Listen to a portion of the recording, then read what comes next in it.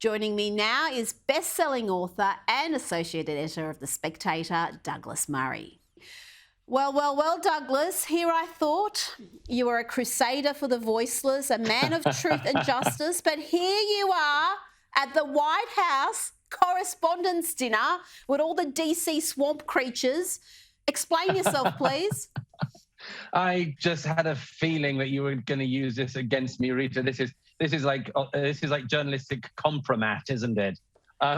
You're quite right. I was invited to the White House Correspondents Association dinner, otherwise known as the Oscars for ugly people, and I discovered it's something everyone should do once to remind them that their pre-existing prejudices are true.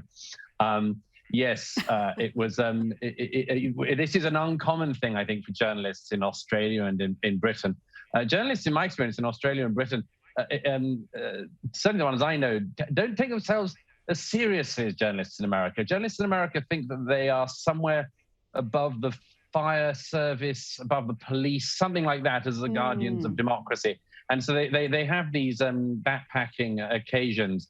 And really, as somebody explained it to me, they also invite celebrities, and the celebrities go so that the celebrities can feel smart, and the journalists invite the celebrities so that the journalists can feel famous.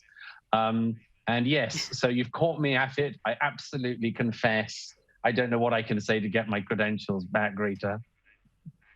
Well, let's see if we can redeem you in the following 10 minutes. Now, I just want to move along to someone who probably wasn't at the Correspondents' Dinner, Tucker Carlson. He's arguably the most important and influential journalist in the US right now. And because he's not from the left, he is the subject of continual unhinged attacks. And the New York Times has launched another one. And this one is also just dripping in hyperbole and slander. But I have to say, Douglas, I loved Tucker's response. He posted this earlier today, holding up the New York Times, laughing his head off. I mean, that's all you can do with these liars. You've got to just mock and dismiss them. Yes, I mean, remember, we're just a few days on from the Washington Post using its resources to dox the person who runs a Twitter account called Libs of TikTok. So, I mean, that's a really good use of journalistic money. Remember, as the Washington Post says of itself, democracy dies in darkness. So that's why you've got to get the Libs of TikTok woman. Anyhow, it's the same thing with the New York Times. Front page, Tucker Carlson.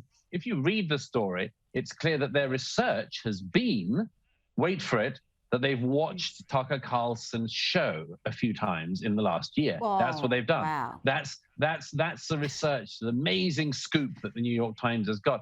Here's the problem with these people, and actually it came out again at the Correspondents' Dinner in Washington on Saturday night. They genuinely don't have any curiosity as to why, for instance, Tucker Carlson's show, and indeed Hannity, who they kept mocking at the Correspondents' Association dinner, keep on performing better than the radical left-wing shows like MSNBC or the slightly further inside to the left viewers of CNN. They can't work it out. They can't work out why these Fox shows have prime-time audiences which they dominate night after night. And, you know, you and I might think that if somebody just massively outperformed you all the time, you'd think, well, I wonder what they're doing. That's maybe something I can learn from. Maybe their show doesn't feel like homework, or maybe the host is slightly more relatable than the madly unrelatable figures on MSNBC and CNN, and they don't do that. Instead, they just attack and attack and attack. This is what, it's the same thing with Trevor Noah and Joe Biden. By the way, I've just got to say, I was in the room when both Joe Biden and Trevor Noah spoke, and I did discover that actually Joe Biden is monstrously unfunny, but he is funnier than Trevor Noah. I can absolutely confirm that. But they do the same thing. They mock people who are more successful than them, and they have no curiosity about why such a success might be happening. It's very like the thing that happened after 2016 in the US and the UK. Not why did we lose these elections and what can we learn from it, but let's mock the people who voted the wrong way. There's very, very elitist, nasty, incurious, and just as I say, in the end, sort of sloppy. Why not try to work out why Tucker Carlson's show does so well? Why instead run it on the front page of the New York Times as if it's some great mystery?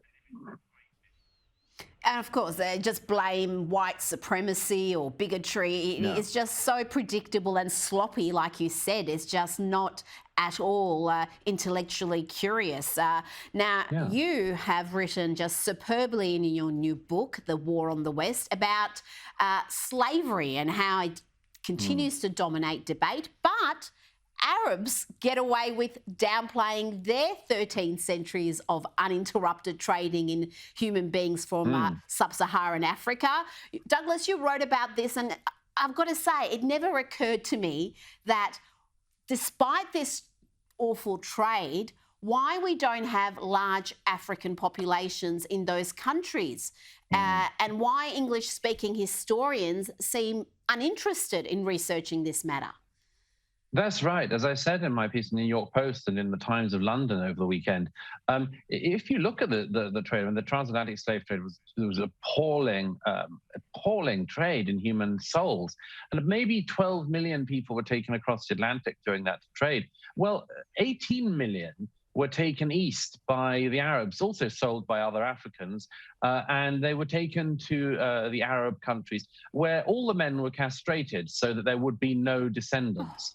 And by the way, as you may know, Rita, I mean, a friend of mine who I know you've interviewed, Ayaan Hirsi Ali, she herself, when she grew up in Somalia, but she spent time as a young woman in Saudi Arabia, and she said something which I repeat in the book, which is that even then and even today, the Saudis and others refer to people who are black as abid or abid in the plural, which is slave. They still refer to black people as slaves today in the Middle East. Now, as I say in my pieces, that's just one aspect of the historical context. Some people say that's whataboutery. It isn't. It's what we call context from history. I say in these demands that are coming along for reparations these days, where does this end? What about the more than 1 million Europeans who were stolen from their homes across the southern Mediterranean and as far away as England? For decades by Barbary Muslim pirates. Where can we get the restitution for that? So what I'm trying to really make clear to people is that the people coming along at the moment with claims that there are reparations that are demanded have not even begun to think seriously about this subject. Never mind how you distribute reparations today or work out who's descended from slaves and who's descended from slavers and who's actually descended from both. Look around the history and see it was hell for everybody.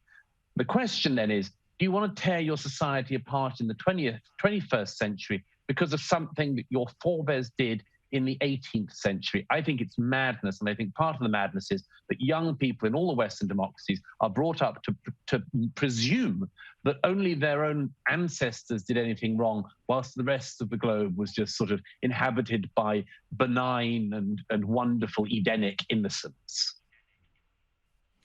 Now, I've just got to end with some sad news now for the Ginger and the Whinger, Harry and Meghan. Their deal with Netflix has been dumped. Meghan's animated series Pearl will not be getting off the ground. Of course, we know Netflix has gone completely woke and suffered the consequences, a huge collapse in subscriber numbers. Are you crestfallen, Douglas, that you'll never see Meghan's project come to fruition?